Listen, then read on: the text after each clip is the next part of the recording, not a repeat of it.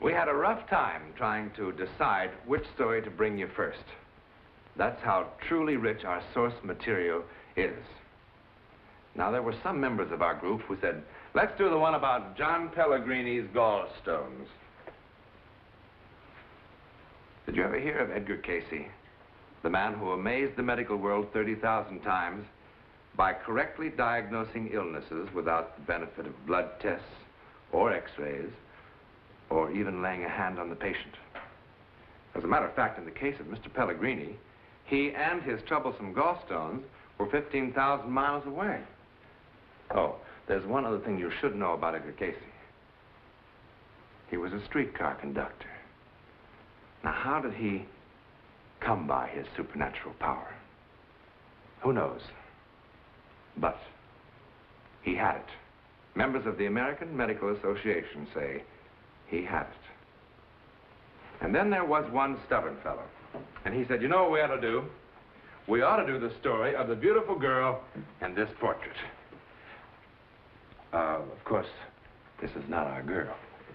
However, some years ago, a very famous English portrait painter, impelled by an overwhelming urge that he could neither understand nor control, suddenly discovered that he could paint only one thing over and over again. The face of a girl he had never seen in his entire life. His livelihood, his talent, his very sanity were almost destroyed. And then many years later, in a remote Sicilian village he had never read about or seen or heard about, he found the girl herself. But that's not all. In the background of his picture, he had painted an ancient church destroyed by earthquake 300 years before. Explain it? I wouldn't even try. But the material never ends. There are over 150,000 cases of such phenomena. And I assure you that somewhere, something unexplainable is happening to someone at this very moment. Hair-raising, romantic, dramatic, even humorous, like the Phi Beta Kappa student who had to flee his college and change his name because he couldn't stop dreaming the correct results of sporting events. Well, quite naturally, the bookies moved in. Then what about that family on Long Island, the Hermans? Do you suppose that their furniture is still flying through the air? There's even a story in this glass of water. Right now, living in Oslo, Norway, is a manicurist named Sigrid Hansen. Now, why should she interest us? Because for the last 11 years, Sigrid Hansen has remained in perfect health, eating nothing and drinking only this, plain, ordinary water. And more than that, she has developed extraordinary powers of extrasensory perception. So much for the samples. But about this startling new show as a whole, we say this: when ordinary people of our real world encounter the chilling world of the unknown, when normal men and women take that one step beyond, that we think is incomparable drama. All the more memorable and amazing because these strange adventures are true. Absolutely true.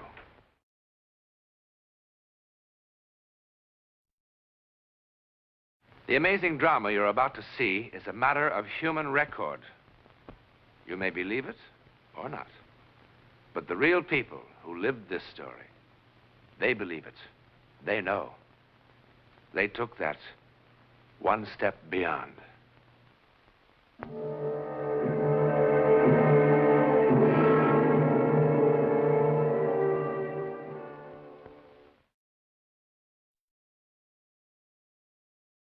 It begins here, in the Leith Bar and Grill, with a wedding party. There's not one thing that sets Sally and Matt Conroy apart from all the other couples who were married today in the United States. Not a thing. Not yet.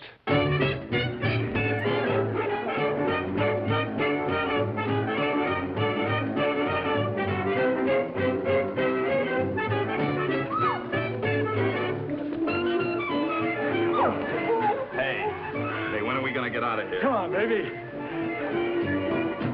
How about that Georgie boy, eh, Matt? He hasn't had that much exercise since he dumped that load of grapefruit up on the ridge road. Hey, looks like that little gal of yours could keep on dancing all night, Matt. Not if I have anything to say about it. Sorry, baby. When I get going, I get carried away. Hey, why don't you take it easy, you big lug? You all right, Sal? Oh, I think so. Let's try it again. I was just getting warmed up. Hey, back in the stag line, Georgie boy, you've had it. My turn to dance with the bride. Oh, I'd just love to dance with all you gentlemen again. Yeah, but they won't hold our room after 9 if we don't get there. Oh, that'd be a shame. Oh, we want to thank you for the party, fellas. Just one last round for the road on me. Hey, Tommy. Say, how'd Conroy ever find you down among those bayous, honey? Well, he transported my cousin's belongings when she moved back home a couple months ago. And, well, one thing led to another. Here I am. How do you like it? Oh, I love it. I've never been north, east, or west of Louisiana before in my entire life. Well, no one would know it in the way you talk, honey child. Come on, Sal, let's get going. Well, thanks again for the party, fellas. Say, Matt, don't we get a chance to kiss the bride? Yeah!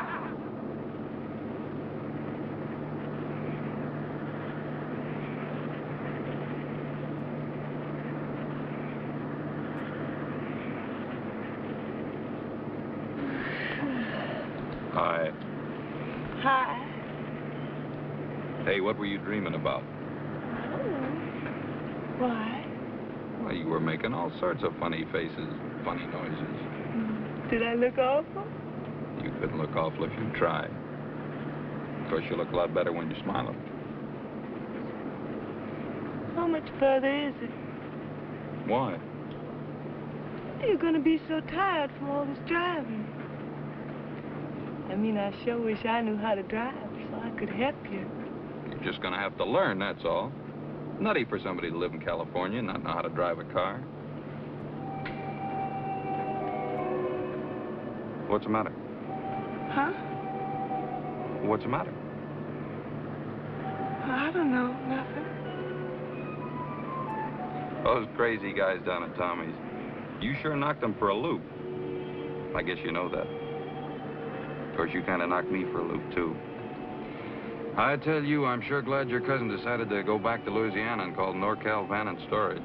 Matt, if we turn left about a mile ahead, it's a prettier drive. How'd you know that? It's beautiful and wild and secluded. Isn't it, Matt? Yeah, it's secluded, all right.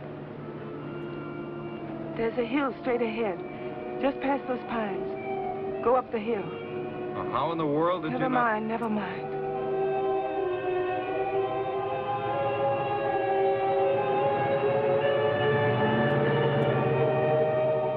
That's it. Eagle Point's just ahead. Eagle Point? Turn right. Be careful. There's a fallen tree across the road.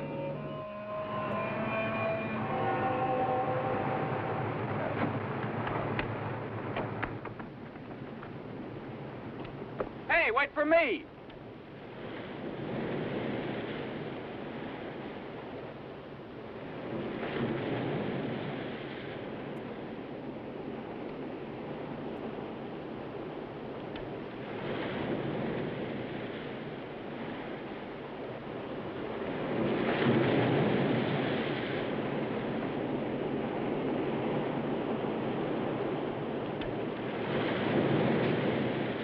Sally.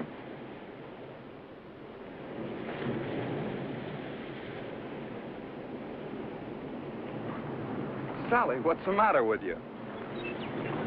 Sally, what in the world's the matter with you? Who are you? Oh, come on, Sally, stop kidding. Will you please take your hands off me? Sally? Sally!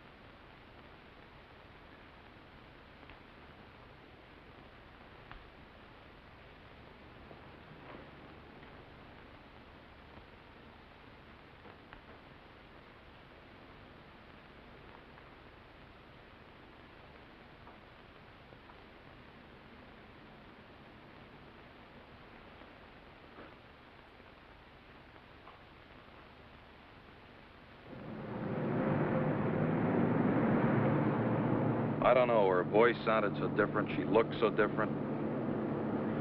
I don't know. Well, there aren't many roads through here. Shouldn't take us long to find her. Now, how would she know about a place like this? She's never been up here before in her life, I'm sure of it. Why would she kid me about driving a car? Nobody now. Well, how come the electricity's still on? The estate hasn't been settled yet. The girl who used to live here jumped from a place called Eagle Point a couple of weeks ago. Eagle Point.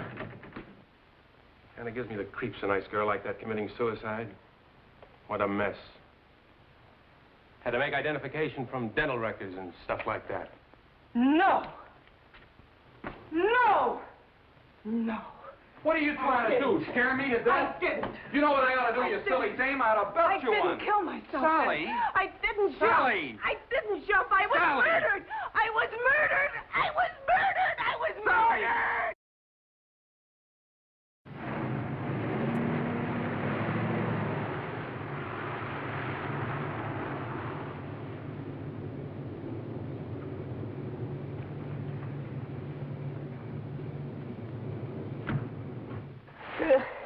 Sally. Sally.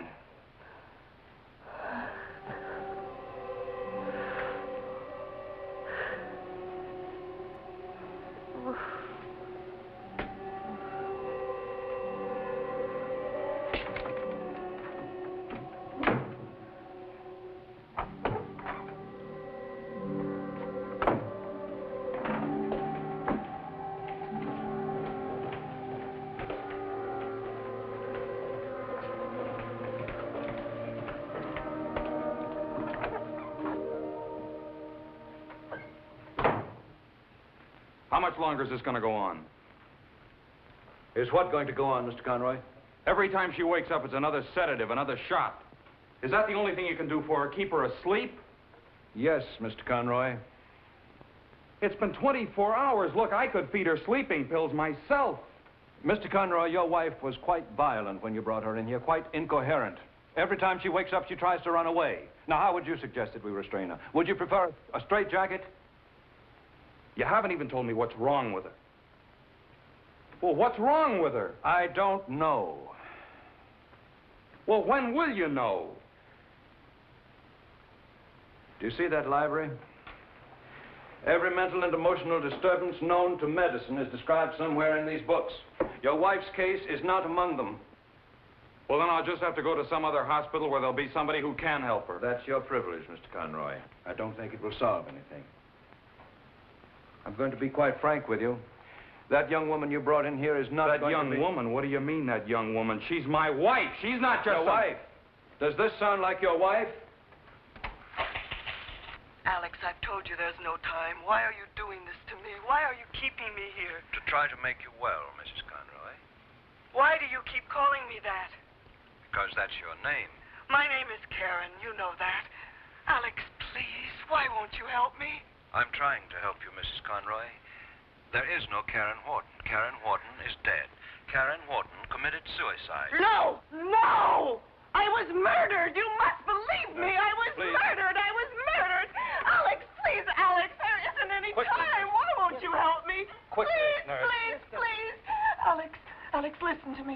Listen to me. I'll be calm. I promise. Please, Alex, I'll be calm. I'll be calm.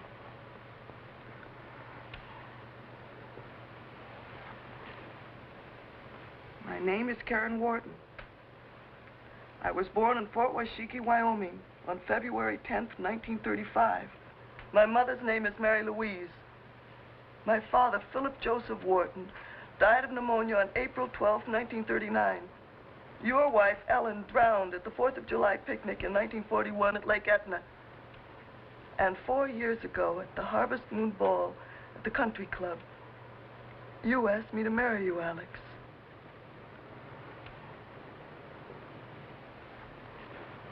Never mind, nurse. Who murdered you? Dan Stapler, Dan Stapler. Why? because I wouldn't give him a divorce. Dan Stapler isn't married. We were married secretly last year in Mexicali. Why secretly? You know why.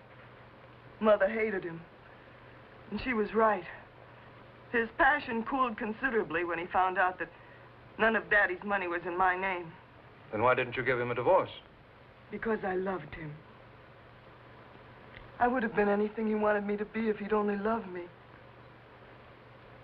I can't tell you how mortifying it was. How revolted I was when I saw him at the beach with other women and at parties. I loathed him and I loathed myself because later, when he'd come to me, when he'd touch me,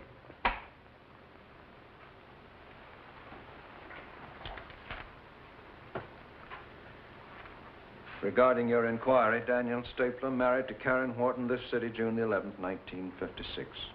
Mexicali Hall of Records. Well, can't there be some sort of explanation? Maybe she read about the death in a newspaper. Well, couldn't it just be a coincidence?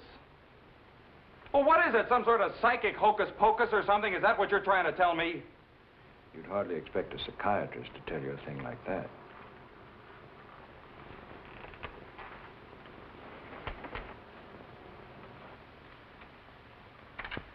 Why did he murder you? because he found somebody who did have money. That night.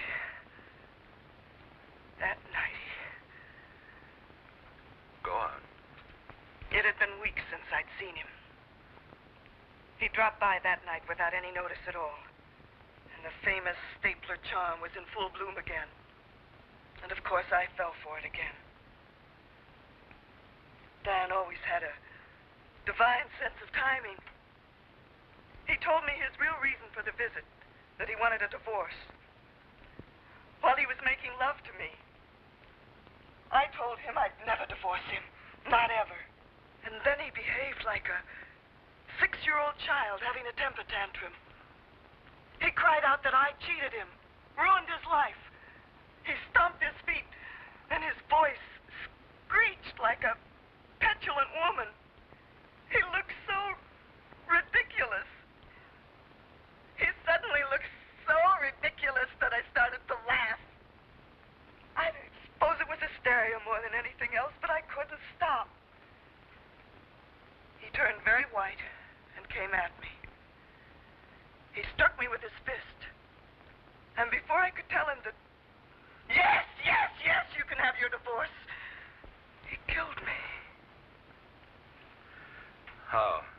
It wasn't a pleasant death, Alex. I didn't die quickly. Finally, he crushed my skull with something heavy. And then he took my body to Eagle Point and flung it off the edge to make it appear as suicide. Alex, do you believe me? How can I, Mrs. Conroy?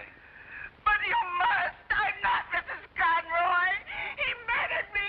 I can prove it! I can prove it! Alex, listen to me! I can prove it! I can make you... Let me go! I can make you believe me! Let me go! Listen to me, Alex! No! Nurse. No!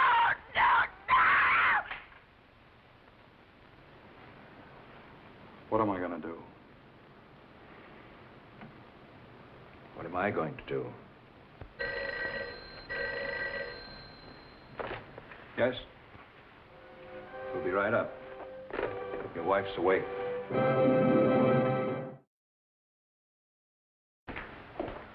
Dr. Slauson, let me go in first.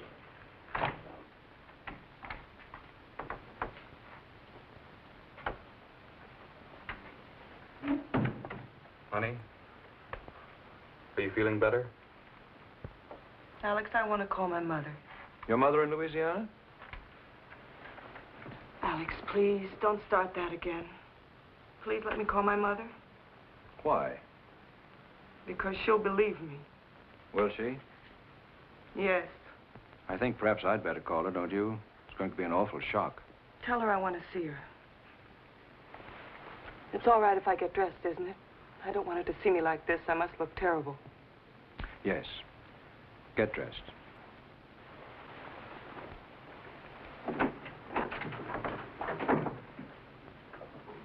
You know, Sal, we promised your cousin Diana we were going to wire her right after the ceremony.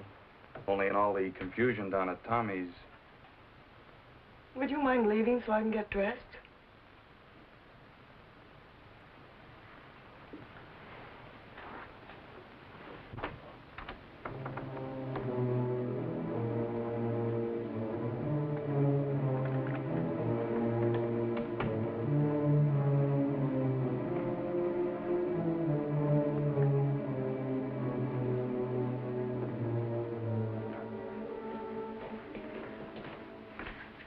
Did you call her mother? I mean, Mrs. Wharton. No. No, I didn't. Mr. Conroy, I'm going to try something drastic.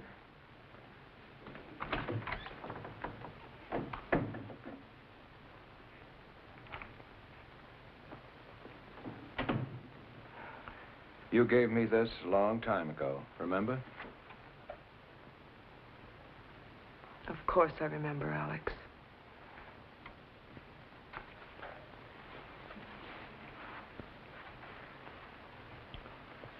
Has there been much change in 5 years?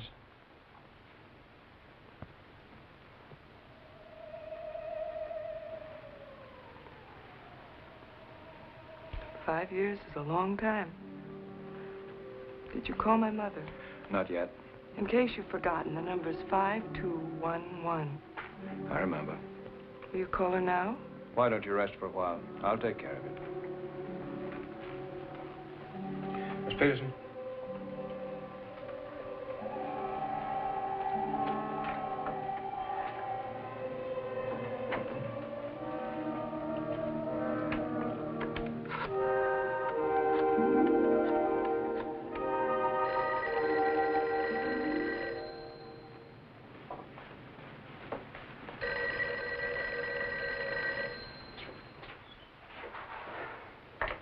Hello? Karen. Karen, oh my God. Baby. Baby!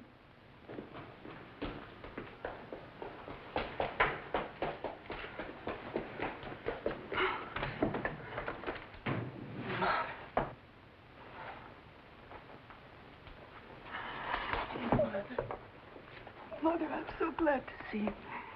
Alex won't believe me. No one will believe me. They're treating me like I'm insane. Mother, please help me. Tell them who I am. Tell them who I am. Who are you? Who are you and why are you doing this to me?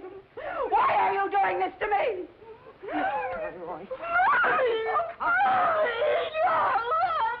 Mommy, please. Here, take these.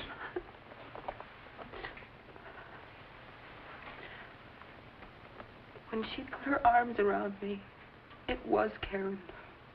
I know it was. And it was Karen's voice. Oh. But she is dead, Doctor, isn't she? Yes, Karen is dead, Mrs. Wharton. Doctor, Mrs. Conroy's gone.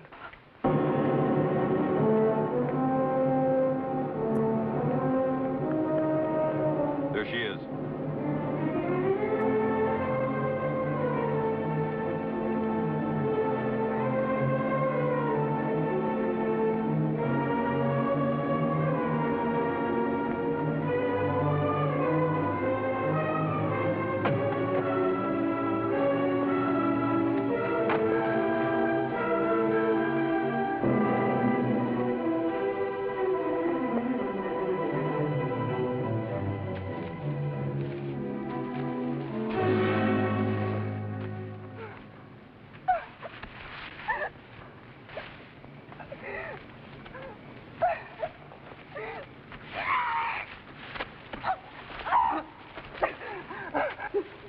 With something heavy.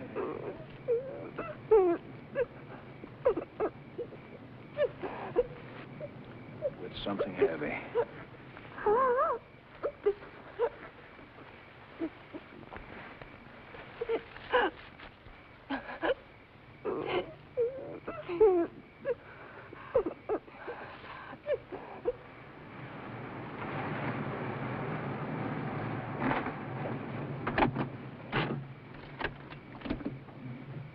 What now? We start with this. The police, Dan Stapler. Oh, I mean about her. I don't know about her. Hi, darling.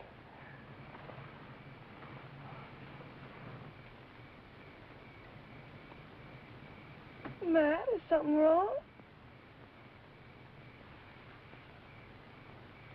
Not now. Oh, we got lost for a while, but we're all right now.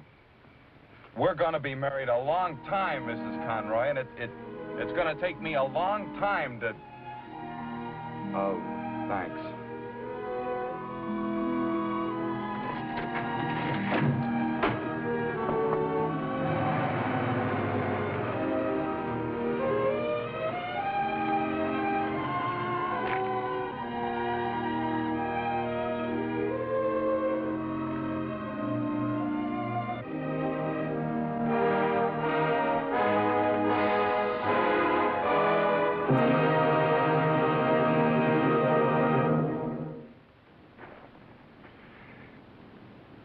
There's a nice technical word for what happened to Sally Conroy. It's called possession. That is, the dead temporarily taking over the body of the living. Terrifying? It terrified Dan Stapler into a quick and full confession. There are thousands of cases of possession in the records, many of them fully authenticated by respected scientists. We've seen one. To whom it happened, we know. Where it happened, we know. How or why it happened. Good night.